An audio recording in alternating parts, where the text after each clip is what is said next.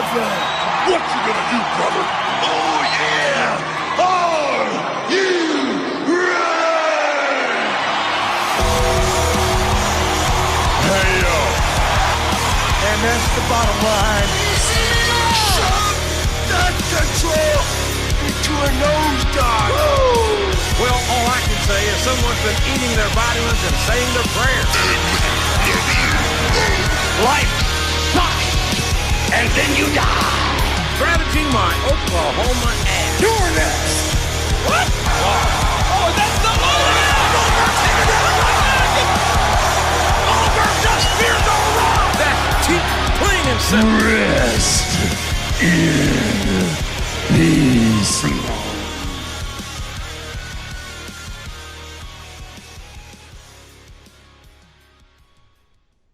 Welcome to the JM Report. I'm your host, IAmGoodOlJM, coming to you from JM Studios in Tampa, Florida, the birthplace of pro wrestling.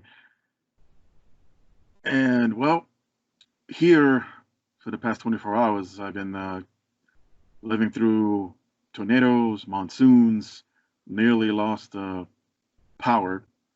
Thankfully, that did not happen as it's been cloudy and pouring down for the past nearly 24 hours.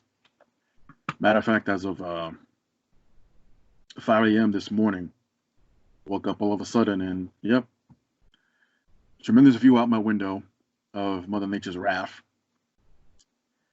Humid as all hell, but still quarantined, so yay, everybody wins. But in all seriousness, hope everyone's doing well and practicing social distancing. And of course, if you got to step out and you come back in the house, you got to wash your hands. Many are suggesting this, and this is what I do. If I need to step out as far as half a block or even next door for reasons, I slap on those latex gloves, put on my mask, and go about my business. And be sure to sanitize whenever possible. And so far, everybody here in the compound have been doing well, checking in with loved ones around the world. So far, so good, thankfully. And hope the same could be said about everyone that's listening in right now. So coming off the heels of last week's massive layoffs from WWE, seems to be, well, I wouldn't call it backlash, more like there might be more to the story as far as out of nowhere considering WWE as an essential business in order to run basically Raw, SmackDown, and NXT shows from their performance centers and Full Sail University, respectively. And so far, they've done, for 2 nights anyway, they've done one pay-per-view, that being WrestleMania. And I'll get into it a little bit later, but it looks like there's going to be a second pay-per-view, being Money in the Bank on May 10th. That at least the 2 main events of the ladder matches for the men and women will be pre-taped and given the cinematic style similar to the Boneyard match and the Firefly Funhouse matches that we saw at WrestleMania. So let's get the show on the road as the state attorney of Palm Beach County, Florida, Dave Aronberg. He appeared on the ESPN West Palm radio show on 106.3 FM and was asked and then to explain why WWE was ruled as an essential business in the state of Florida. He says, "I'm sure it had nothing to do with the fact that the McMahon family is very tight with the Trumps and the fact that Linda McMahon is raising $300 million for Trump's super PAC, and the governor is very tight with the president.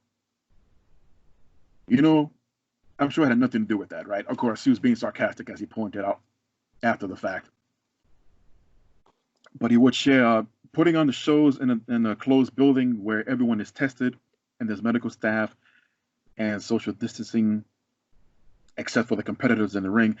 I don't think there is a threat to public safety in what they're doing. He will also share, there's another way to look at it. Hey, how come they got a exemption? That shows the problem with the process. It's like a fly by the seat of your pants. It's whatever feels good on a day-to-day basis. And they gave the WWE an exception. Well, it's almost like I agree to disagree kind of state of mind from the state attorney. And business is business. I mean, I still stand giving WWE the title or the recognition of an essential business that can still bring income or raise the economy in the state of Florida. Complete bullshit. Unless you're telling me that whichever weak sponsor is for Raw and or SmackDown is picking up the tabs of what could have been a sellout crowd of whatever arena that they will schedule for the day of the show. And they'll work the numbers, which I'll have a bunch of later on, because WWE had their quarterly 2020 meeting this week, and I'll break down some of the numbers. But again, I still stand by that bullshit. Good for them. They found ways to make money. Who knows how much further, if any, process is going to be done. I mean, I don't want to call it an investigation, because technically speaking, what's happening is not illegal. But because they were given the status of an essential business, and they can continue on the way they have been, minus the other types of sports that are out there that really can't do or come close to how they can go on with their game, so to speak. They could and they can't, but you know how many precautionary steps they would have to take? Imagine a football game and have how many players on the field from both sides? I mean, yeah, they're all geared up. Some of them, or a lot of them, should be wearing masks, the referee including, the sidelines as well. And I'm pretty sure the cheerleaders will be sent home. Maybe the guys who pass out the Gatorade bottles will be sent home. But think about it. How can they pull that off at a football stadium, for example? Baseball, I can see baseball getting away with it more, because once you're in the field, you have all that space between each player. And the dugout, not so much. So unless you're going to have only the players that are scheduled in the lineup for that day, everyone else should be staying home. I mean, I'm asking. I'm not saying that's how it should be done. But if you're looking for empty field games, empty arena games, empty stadium games, what have you, those are the types of steps that needs to be taken. And the state attorney here points out, well, with the exception of the two wrestlers in the ring, or sometimes more than two, it's not really practicing social distancing. And because they do have their medical staff on site, all they do is check for temperatures and ask, or they be on the lookout for any signs of symptoms, such as high fever and headaches and nauseous and all the above. But things get better for WWE as the week went on. This past Tuesday morning, during a meeting of the Orange County Board of County Commissioners, and this was a bit of a low blow for WWE, but a WWE employee who has chosen to go by the name of John in order to remain anonymous, and I'm pretty sure I just butchered that word, basically said they're being forced to work. Those who are going into the Performance Center or the Full Sail University, they didn't specify the locations, but there's so many words saying that they're being forced to work. They being the wrestlers, on their talents besides referees and commentators, and submitted a public comment saying that he feels, so we know it's a he, plus his name is John, are forced to work and is afraid to speak out due to fear of termination, but is asking the Florida government to shut down the television tapings so that WWE employees may properly follow social distancing guidelines. So this was early Tuesday morning, and almost immediately, which I found hilarious, the timeline or the time frame it took for WWE to issue their own statement. It was issued to WrestleZone.com, and of course they're denying the allegations, saying that these allegations aren't true. Employees know that they can confidently go to human resources, not the public, notwithstanding the appropriate protocol. No one will be fired if they were uncomfortable with their surroundings. We've made the we have made the accommodations for individuals upon request. So is there a rebellion forming inside of WWE?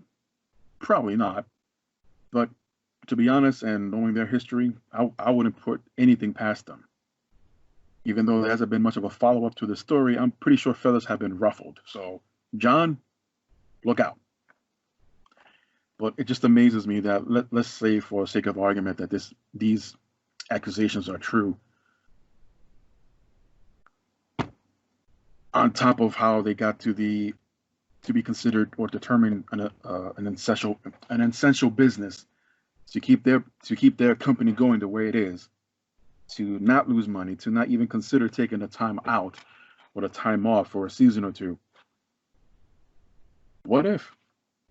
Oh, but wait, there is more to WWE's woes this week.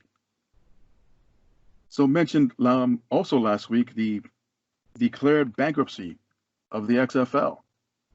So now Vince McMahon is being sued by the now former XFL commissioner, Oliver Luck, for wrongful termination in Connecticut.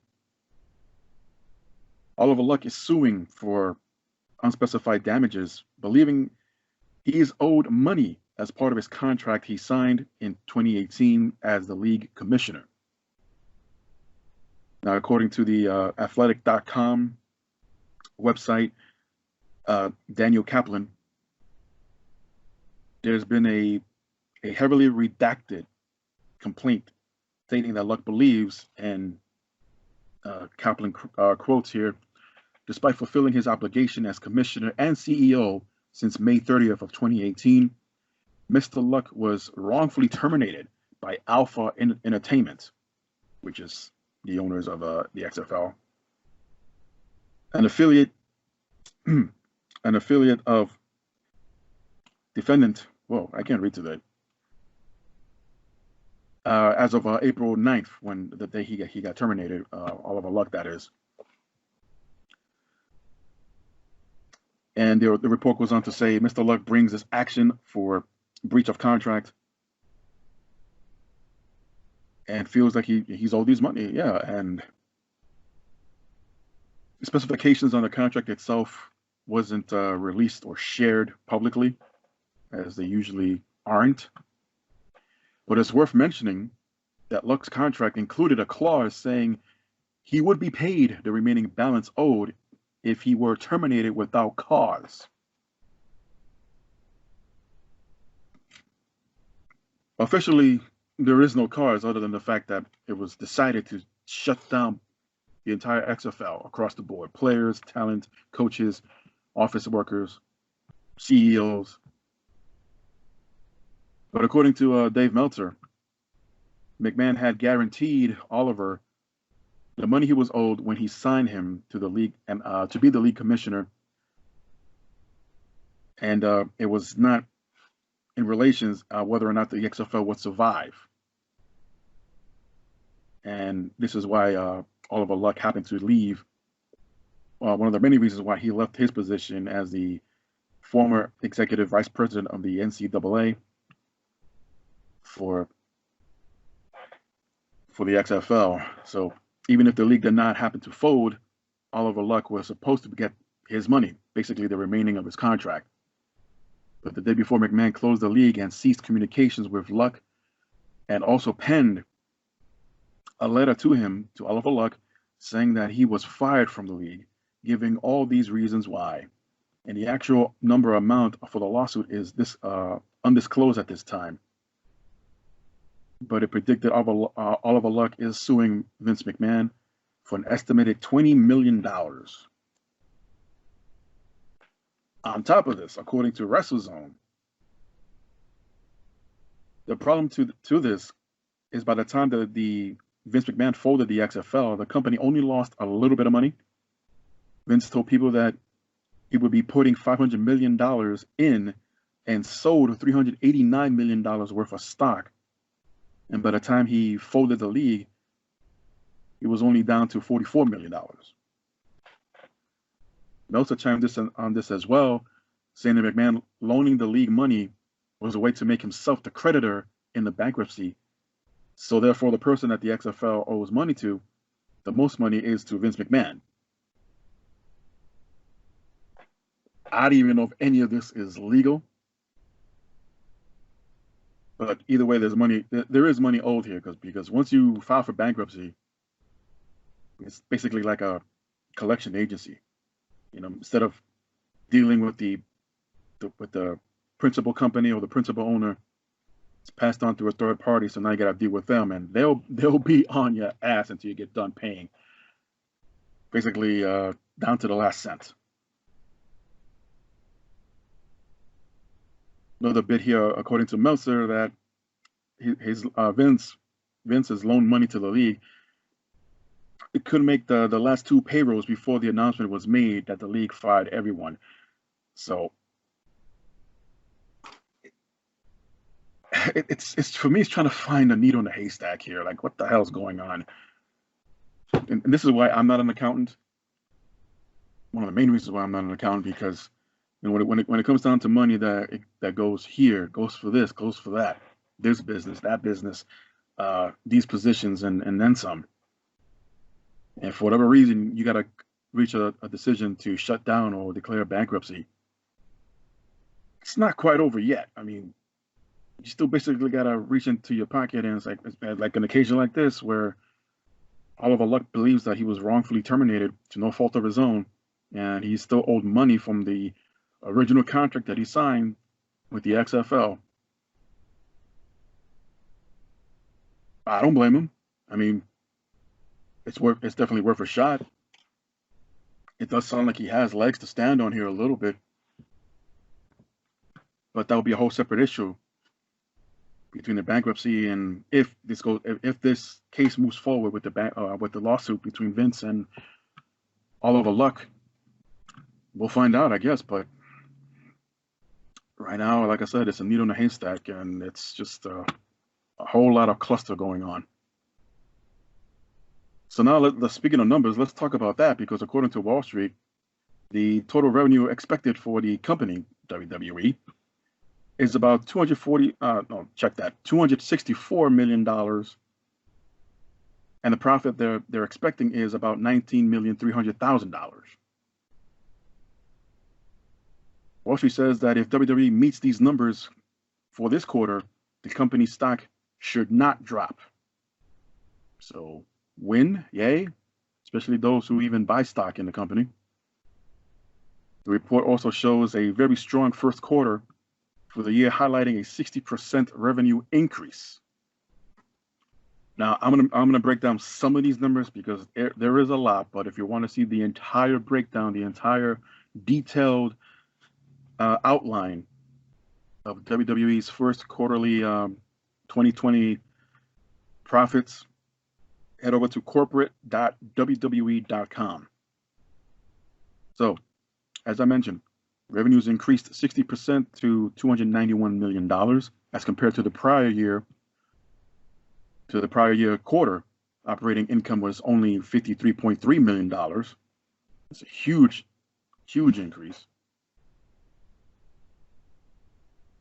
WWE set WrestleMania week viewership records with more than 967 million video views across its digital platforms and social media platforms, representing a 20% increase from the prior year. A record 46 million hours of content was consumed during the week. That's about a 28% increase from the previous year of WrestleMania season. And this year's WrestleMania on April 4th and 5th was the most social event in WWE history, with more than 13.8 million total social media interactions on Facebook, Instagram, and Twitter. And that is up a 57% compared to last year's WrestleMania. They also increased subscribers, which they didn't mention this, but I'm sure it's part of it, but we'll find out after its 30 days are up. But basically, to those who only subscribe to their network to use that 30-day free trial,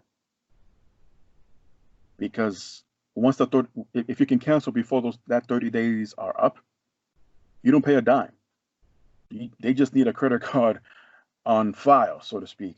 So in case you forget to cancel or you want to stick with the service, they'll charge you after the first month. I'm not trying to jinx it, but think about it. How many have done that the exact thing where they subscribed specifically for 1 month to get that free pay-per-view and cancel as soon as it's over?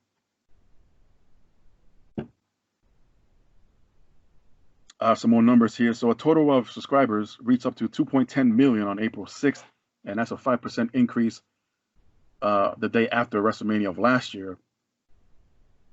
So looking good. Operating income was up to $53.3 million as compared to its loss of $6.8 million from this last quarterly year. Net income is up to $26.2 million compared to the loss of $8.4 million. So in short, they could have kept everyone that was fired or put on furlough last week. But you know what? It's still a good thing because now those talents can showcase somewhere else.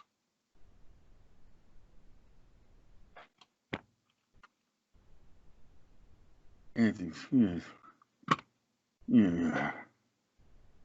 Some 30-something people that we know of, and that's not including other employees from actual office employees that were terminated. Unfortunately, those things were never released as far as I know. But from Titan Tower, there were tons of employees released last week as well. But during this quarterly meeting, when the numbers were announced, Vince McMahon apparently has a backup plan for whatever reason in case Florida reverses course and changes its mind of having it declared an essential business and no longer allowing WWE to continue taping in Orlando. So during the financial call of the first quarter of 2020, McMahon said that the company has a backup plan in place, saying a number of different states would love to have WWE filming there. He didn't specify.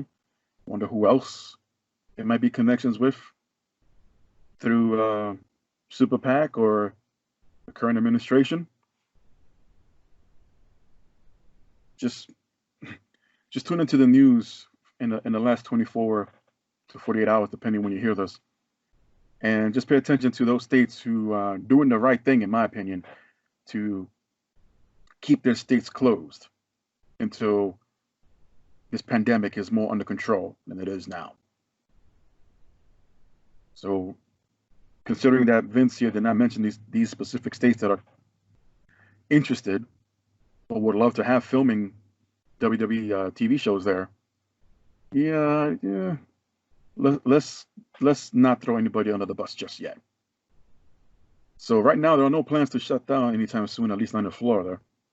And so much for the idea of taking the time off that was rumored post WrestleMania, that WWE could have shut down for a few months or possibly the remaining of the year and come back 2021.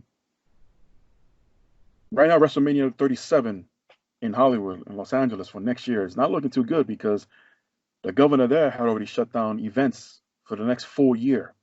And that was after WrestleMania this year. So let's keep that in mind. And more than likely, if not back in their performance center for 2 nights, where else can WrestleMania 37 take place? Vince McMahon has said that he was thinking about the future, saying, again, we have no debt. We are not looking to be we're not looking to buy some crazy something. We're just making certain that we are being conservative, maybe overly cautious. Yeah, no shit. You fired how many people? Overly cautious? And by the way, not mentioned in my rundown here, but if many people took massive pay cuts as well. I wonder if that included Vince. Probably won't matter because they're doing well financially. They are doing well, and I mentioned last week that they are at their richest ever in the company's history. Also not mentioned in the report was the incomes and the revenues of advertisers, sponsorships. All right, so what about the TV shows themselves and the ratings? Also in the same meeting, McMahon says that it's due because Raw, for example, having a newer roster full of fresh talent, and does not blame the empty arenas, although he admits that they have learned a lot and in what works and what doesn't work in the new environment. It takes a lot to get these new talents over. We no longer have Brock Lesnar anymore, obviously. Okay. Where do I begin with this bullshit? Okay, Brock Lesnar. Bullshit. Well, at least according to WrestleInc.com, Brock Lesnar's current contract does not expire until June, possibly May. Yeah, it's right around the corner. I understand that. But you mean to tell me between now and then, just can't have him pop up? I mean, obviously he's not the champion anymore, so what's the point? And Les is not going to resign. I mean, what was his deal? Like $5 million? Who wouldn't want to just stay home the remaining of the contract, get paid, and not want to resign until things clear up? And that's assuming if he's not thinking about returning to UFC. The notion about the roster is full of new faces, new fresh talent, as he puts it. Okay, did he notice the current members of the roster that are these fresh talents now after he fired how many wrestlers last week?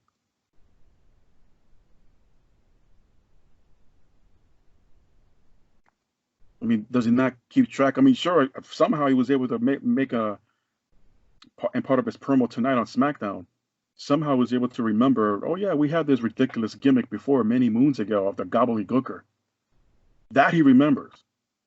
But not keeping track of who's who and who hasn't been on TV and who you have under contract that you can sign or maybe use on television once in a while. And thankfully, he's not blaming the empty arenas, because God forbid who actually listened to who would be sitting in said arenas to help you Vince, get the talent over that they want to see advance. To be a top heel, to be a top babyface, I dare say to be a top champion in whichever division, in both men and women's side of things. So the ratings are down, according to Vince, is because of the newer roster, the newest face. I mean, how long has it been since the last draft that they had?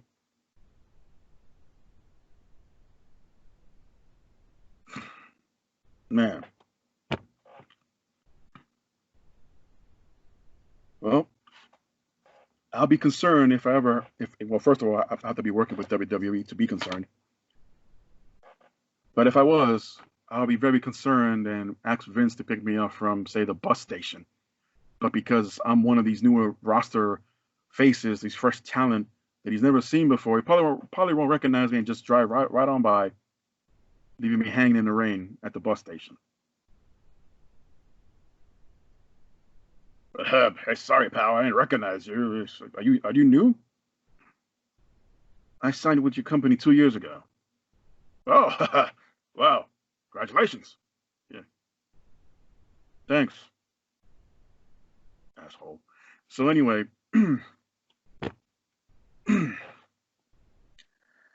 yeah, I call complete bullshit. this past week's Raw saw a 1.8 viewership. Not much, and no, it's not a question of how much lower these rating numbers can get before USA or Fox can decide to pull the plug and, hey, you're not getting any. No, it's one thing to look at it that way. It's another thing to have a contract, especially, and I doubt this. I've never seen it, but I doubt this, that either Fox or USA Universal contracts would have in black and white saying if the ratings ever drop a specific number, time to renegotiate, or it's you have 1 week or 2 weeks to rebound or whatever. I doubt it. There's way too much money floating around to even reach that point and even consider canceling Raw or SmackDown from their respective networks because the ratings are too low.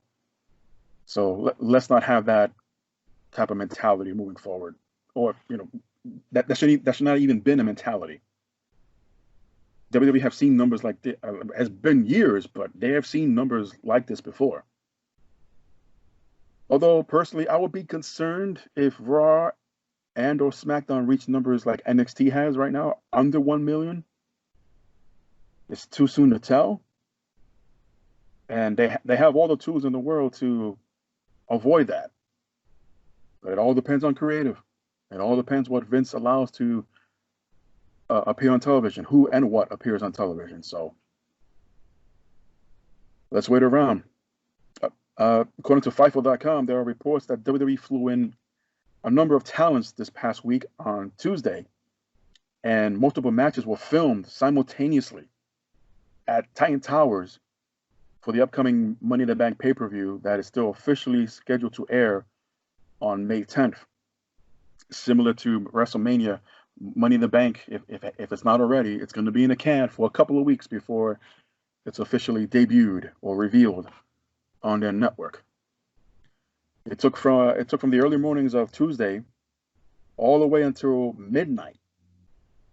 Those who were there said that the filming was said to be tedious and a lot of hurry up and wait for the next shots, giving another indication that this is going to be more cinematic type of matches coming up on Money in the Bank. But according to Fightful.com, the matches were filmed in more of a cinematic manner, much like the previous matches we saw on pay-per-view at WrestleMania with the Boneyard match and the Firefly Funhouse. So right now it's in the can unless they need reshoots or do any types of edits, but Money in the Bank, as of this weekend, seems to be all done. I believe there will be regular matches on the pay-per-view that will take place from the Performance Center. So they'll cut away back and forth, similar how they did to WrestleMania, when they have matches in the actual ring at the Performance Center or Full Sail University, depending which locations they're using, and then cut back to the, quote, live shots of Titan Tower for the men's and women Money in the Bank ladder matches. So here's some good news, especially for me personally. After rumors circulated for the past few weeks, it's finally been official, and it was also mentioned during the quarterly meeting earlier. There will not be a WWE 2K21 video game this year. I think the highest powers that they are, from Mario to Sonic to Ping Pong to Pong himself, and maybe even Luigi. He's still a thing. But in the statement said there's not going to be a launch of a game this year. And this comes just a year after 2K20 was widely criticized by the fans and reviewers for having so many gameplay bugs. The graphics were awful somehow. I mean, I never bought it, thankfully. I thought the, quote, special edition box set or whatever was bullshit up until 2K19, where it was offered, it was Ric Flair themed. So you would purchase the box set or the special edition box set for the game. In it came a special edition Pop Funko figure of Ric Flair and a replica ring of the Hall of Fame. I mean, hell, I think the previous year or the year before that was an actual Finn Balor demon statue. That was the NXT edition of that year's game. I still got mine in a box. And I think last year's was just a simple, basic looking John Cena action figure. They can probably get for $10 at Walmart. So the writing was on the wall. I mean, yeah, it takes more than just look at the special edition and what's being offered in that box set. But the games have been tedious for years, pretty much ever since 2K took over from THQ many years ago. I mean, the move sets and a lot of entrances are outdated. It's the same basic programming, the same motions of a lot of the characters. Even from one year into another, they do add a new character depending who was just signed with WWE the previous year. But it's shit. The games it's the same game every year. Oh, but they add zombies. Okay. Why? Because the games are released in October. They added the so many different themes and settings on a farm and hell and among other places. Okay. So for those who are too young or don't remember, it's times like this that the No Mercy game for N64 is still the best game ever. Hell, I bet you anyone that still owns that game, the majority of them do not have 100% completion. Because even though you can't really see it or it doesn't tell you, but there are different paths you can take during career mode. But in some of those cases, you have to lose and take a different path. These showcase themed features in these 2K games, to a point, okay, they're fun. So I'm just going to play a character dressed in a specific ring attire just to unlock it after I'm done with it, and copy, paste, repeat until all 10 or all 12 chapters or whatever, how many they have, are done. I mean, I don't want to go on all day with this, but there are a lot of changes that need to be done. There are a lot of updates that need to happen. There are a lot of programming in there that needs to be dropped. But according to WWE Games' Twitter account, we will be sharing details on the future of the WWE 2K franchise as well as some exciting news on Monday morning, 7 a.m. Pacific time. If the news is, or the exciting news is anything short than we declare bankruptcy too, I don't want to hear it. And this is happening right before the releases of PlayStation 5 and the new Xbox Series 1 or whatever it's called now.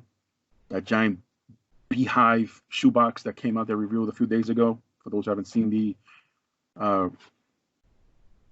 what do you call it? The trailer to reveal the new Xbox. From what I was able to show, has tons of features.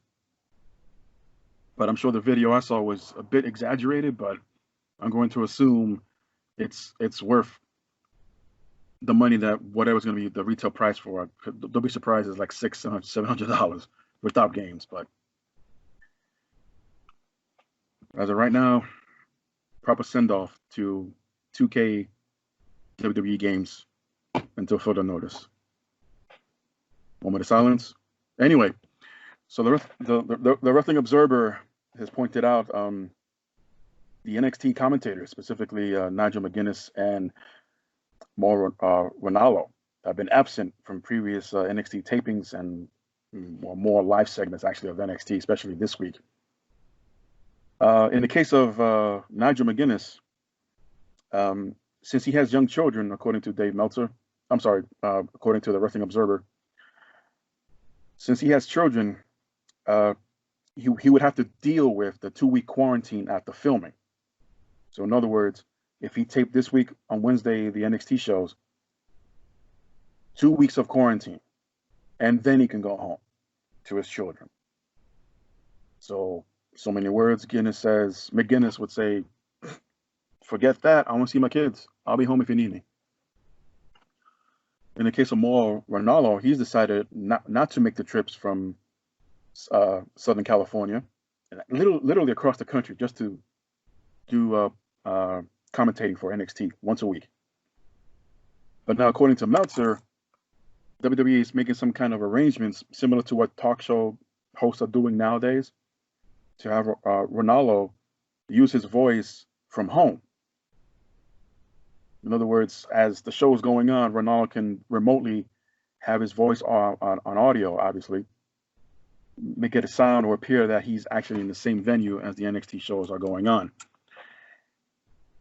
It's possible. This is something that they're currently testing out right now.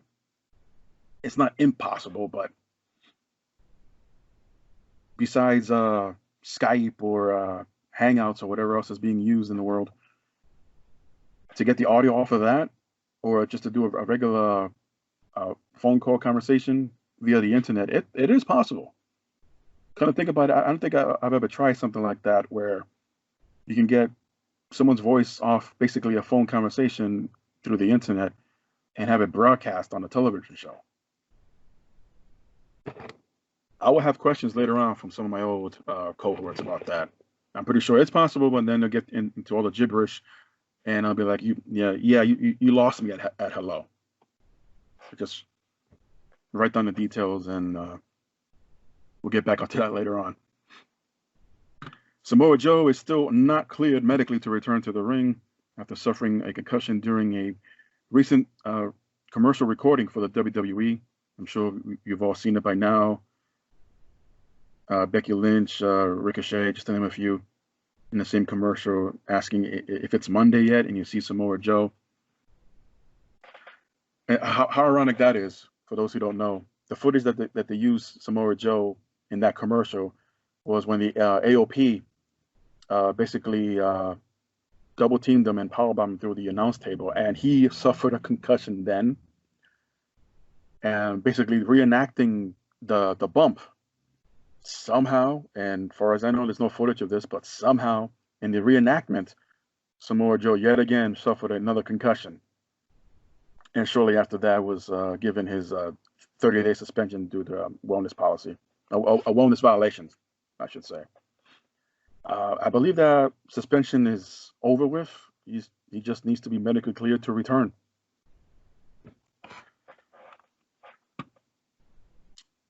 What else is going on? Oh, Sarah Logan was the talk of the town for about 24 hours after Raw. It even caught my curiosity. Like, wait a minute, she was just fired last week, and there was so much of her name mentioned throughout the show, and specifically in two separate segments that involved Ruby Riott and Liv Morgan during their match, and of course during Shayna Baszler in her squash match, especially before, during, and after. This led many to believe that, okay, I guess they're going to rehire Sarah Logan right away. Her name's been dropped so many times, one can only assume that's what the end result is going to be.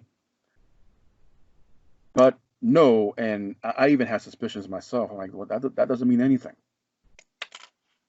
That doesn't mean, and my place is falling apart. You know, that does not mean anything. And sure enough, Dave Meltzer confirmed this on his Wrestling Observer Radio, that Logan was originally in the script for this past week's Monday Night Raw show, but ended up being written out at the last minute. He noted that Logan has not been rehired at this point, but could be used again, and says that she was originally supposed to be on the show this past week in more than 2 points in the show, possibly the two segments that I mentioned. And it was also noticed that there's a mentality on WWE's part that they could still use wrestlers in her position since they're still being paid for 90 days, pointing out that Drake Maverick at some point is in a similar spot, as Maverick has been released as well, but he's allowed to continue at least for the next 2 weeks, since he had his first interim Cruiserweight Championship match tournament to crown a new champion in a losing effort. But he's still scheduled for 2 more matches, and only then would he be officially released. Now, really didn't want to touch on this, but the fact that they're using Drake Maverick's emotional video the day he was being released, and how heartwarming it was, and how many people were able to relate to it and reach out to. Again, it's it's WWE. Are you really surprised to take advantage of such a sensitive and emotional circumstance and to use it as a storyline? Now, I question those who are questioning that. I mean, okay, how new of a fan are you? And all I say about that is look no further than the storyline between Matt Hardy, Lita, and Edge. What was that? 2005?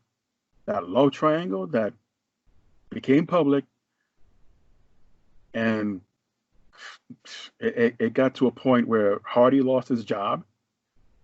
The fans rallied behind to have him return, and he did.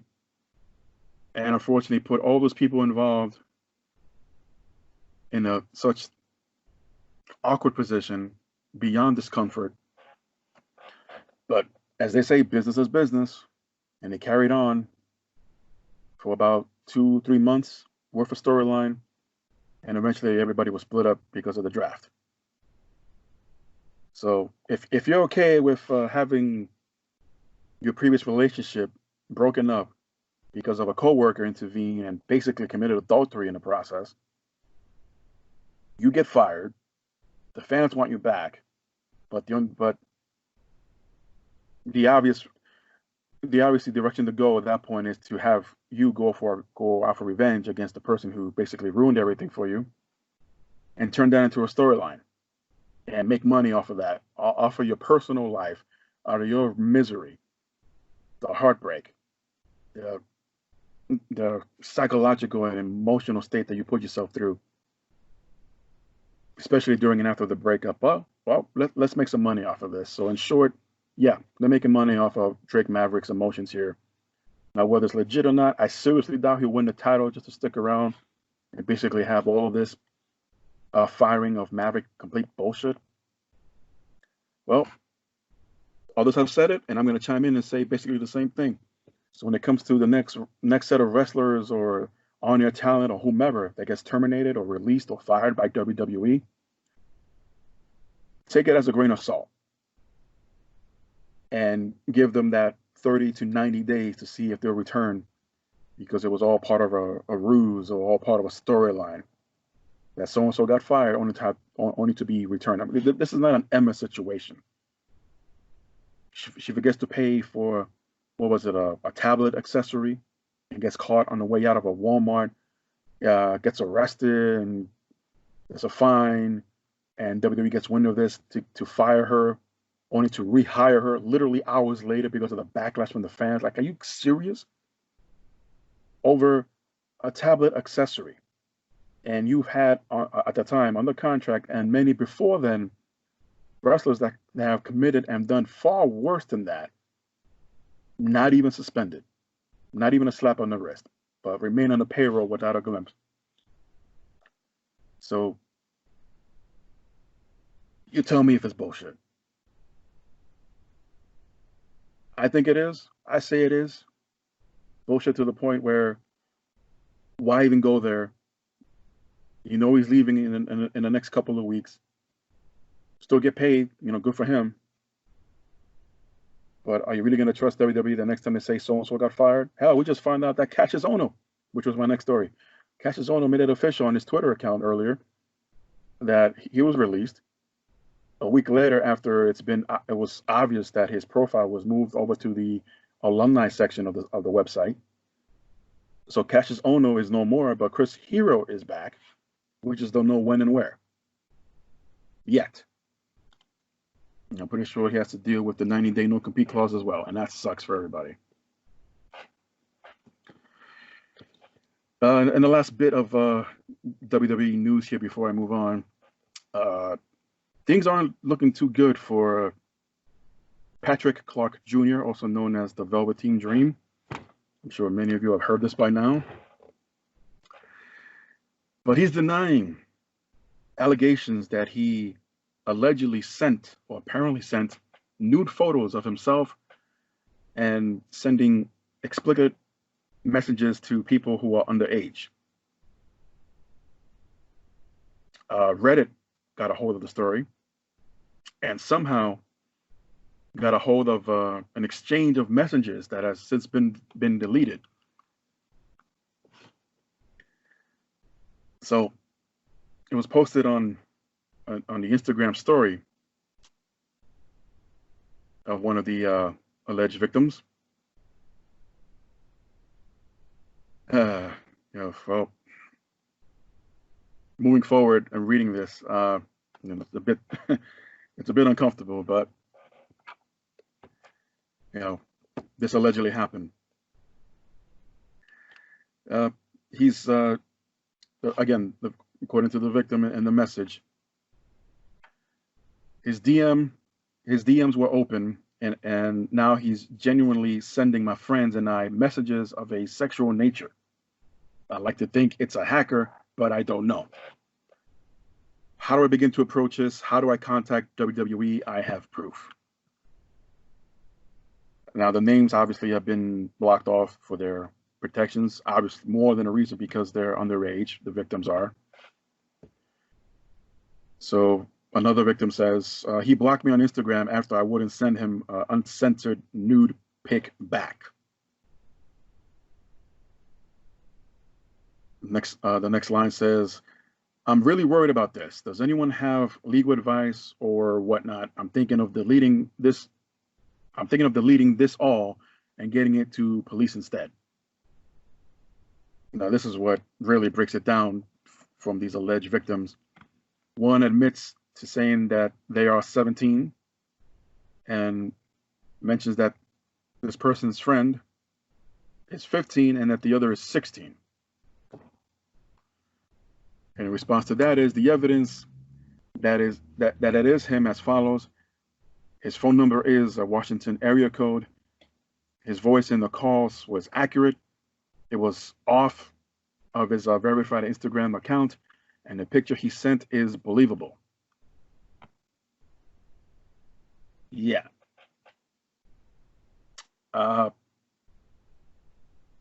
It's happened before where WWE superstars' accounts have been hacked. My advice is, folks, do not use the cloud from whichever distributor. Do not use it. This is the main reason why I don't have a cloud account with anyone. For some reason, they seem to be the most easiest to hack into. Now, even though a Instagram account is being mentioned here, and just going on what I was able to gather and share here, maybe, my opinion,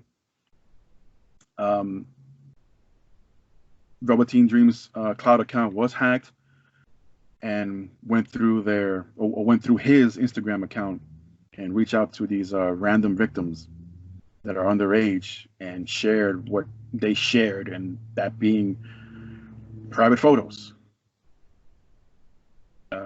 What wasn't mentioned here, and thankfully, were the explicit comments that were made.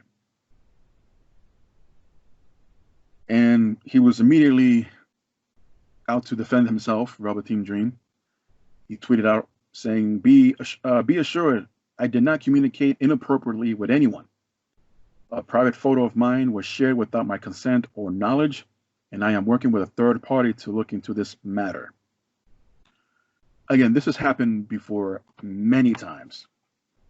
Just a few years ago, in one fell swoop, there were several of former and current, or at the time, WWE female wrestlers that had their private photos leaked all over the place. Since then, it was reported that 2 of the assholes that did that were caught and dealt with properly and to the fullest extent of the law. But gotta be careful, folks. I mean, I can understand and appreciate you want to share something like that with someone else out of appreciation, or hell, you'd be surprised how many people say, "Well, I got bored one day and I did that."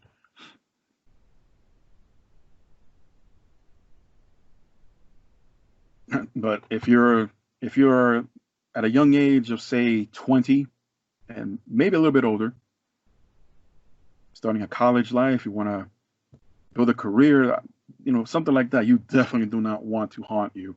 So my suggestion is, if you're going to do that, great. But as soon as you do it, delete everything off your phone, your tablet, or whatever it is you send it from, because there is something called digital footprints, and any bored asshole can just look up a random person, first name, last name, middle initial, and just break into your account. I mean, for what it's worth, at least this person who allegedly hacked into Velveteen Dream's cloud account didn't get any financial information. And I think that would have been just as worse.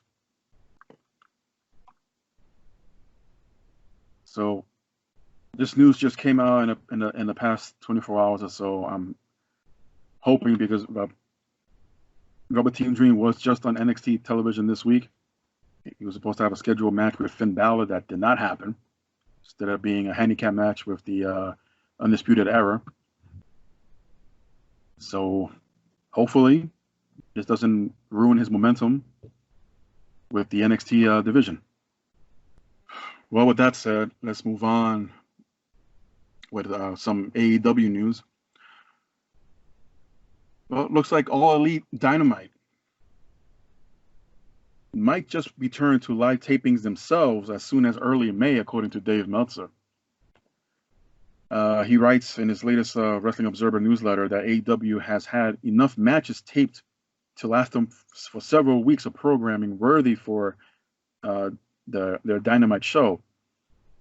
But it's also being reported that their current plan is to fire up weekly tapings, or at the least doing weekly tapings more often, beginning on May 6th. And AEW will be making a hard push for their future promotion of their live event of Double or Nothing. Well, since they used to, in the beginning of all this, they were doing their pre-tapings and a handful of live shows as well for Dynamite out of Jacksonville. And what's not mentioned here is where they will make their live tapings take place. But I'll say, why not return to Jacksonville? I mean, Jacksonville, Florida. I mean, Florida State wrestling is considered an essential business, so they would just happen to be taking advantage of that. But I'll still use precaution there. I mean, I will have no different feelings towards AEW than I do with WWE. And understandably, even AEW have been having their pre-tapes in a disclosed location. I think one of the shows, if not more than one, have been out of the Hardy compound. So it's in a controlled environment. There's only essential personnel is allowed, just like WWE is. But to push it so soon, assuming things are better than they are now by the time May 6th comes around, May 10th for Money in the Bank, who knows? But let's just move forward a little more than just precautious here, and not have a repeat that's happened for the past month or so, and so many people who are no longer with us, and have that repeated again, because not everybody's following the rules and what they should be doing. But let's not turn this into a political show now. But at least some good news for Cody Rhodes, as he applied to receive the trademark rights to his full name, Cody Rhodes. I'm sure many of you have realized that he's been only going by the American Nightmare Cody. And why now file after starting up AEW? Well, turns out that WWE, up until recently, owned the rights to the full name of Cody Rhodes. And WWE has had notification for over a year to renew the license for the name. And they have owned that name since 2007 when Cody first signed with the company back then. But now it's up for grabs. And Cody Rhodes, who basically has more than just copyright ownership to that name. It's also the same last name that his father carried for so many years. And yes, I'm aware that's not his quote real last name, but that's how many people can identify with him as Cody Rhodes and not just Cody. But the company did indeed let it expire, WWE that is, and Rhodes did file as early as April 13th, so about a week ago. And I guess still waiting on the paperwork to come in the mail. And once again, maybe about this week's Dynamite or the following week, so whenever first show they go back live to, he'll be announced as Cody Rhodes. And the one downer about that is it's unfortunate that it's happening during this time period. I could only imagine how the fans would have reacted that he's finally introduced as Cody Rhodes and you're not going to able to get that reaction from the crowd. But that's the wrestling business for you. Of course, the wrestling business, not including the craziness that's happening around the world. Many speculated that this would have been Dustin Rhodes' last match this past week on Dynamite, but that was not the case, as he put his career on the line. And had he lost to Kip Sabian, he would have been officially retired from pro wrestling. But Dustin managed to overcome and win and advance in the All Elite Wrestling TNT Championship tournaments and moves on to the semifinals to take on Lance Archer. Should be a good one. And I would have to close with some sad news, unfortunately. Probably names unfamiliar or never heard of before, or maybe even forgotten. But former Memphis wrestling manager Travis Scott Bowden has passed away at the age of 48. This was confirmed by Kevin Lawler, the son of Jerry Lawler, on his Facebook account, saying that he is beyond devastated to hear the news of Travis passing away. He was also a manager in the USWA in the mid-90s. And he later on in his life and career would dedicate his time to be a great historian of the territory, including a podcast and a blog called Kentucky Fried Wrestling, KFR. And what's even unfortunate, more unfortunate, that Bowden would have turned 49 this week.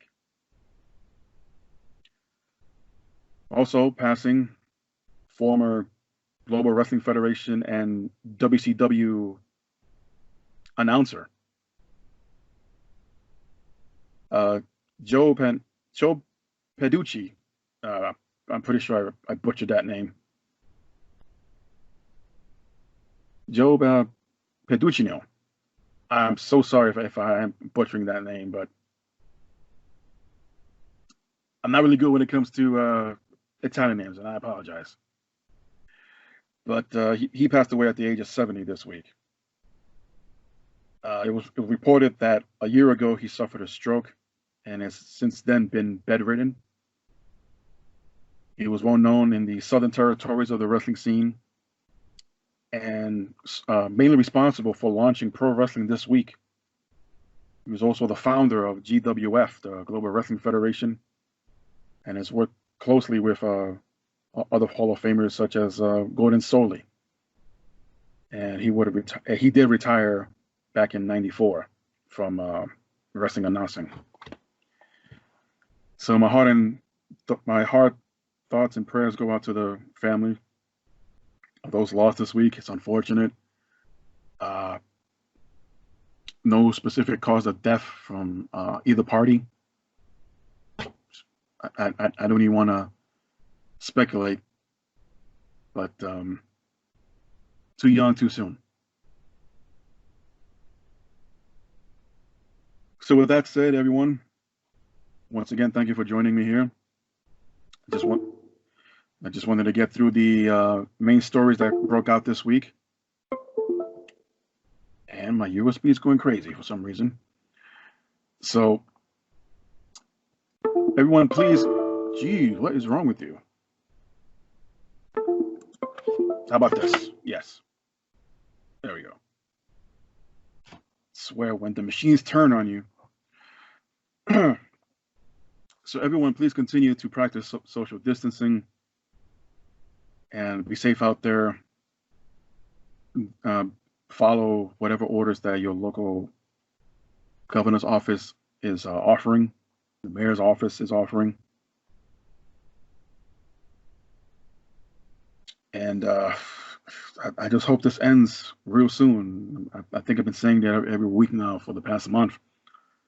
But I hope this craziness ends real soon to get back to whatever everyone considers normal life to be.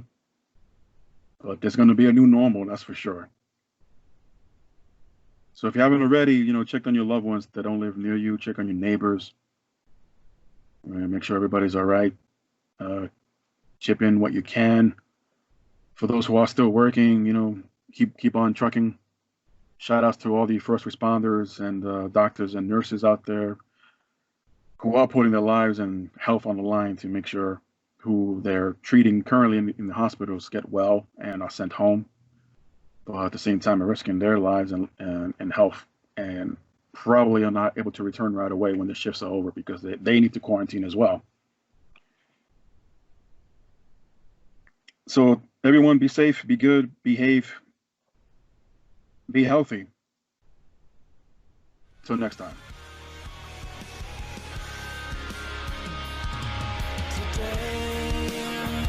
I found the strength to open my eyes, leave it all behind.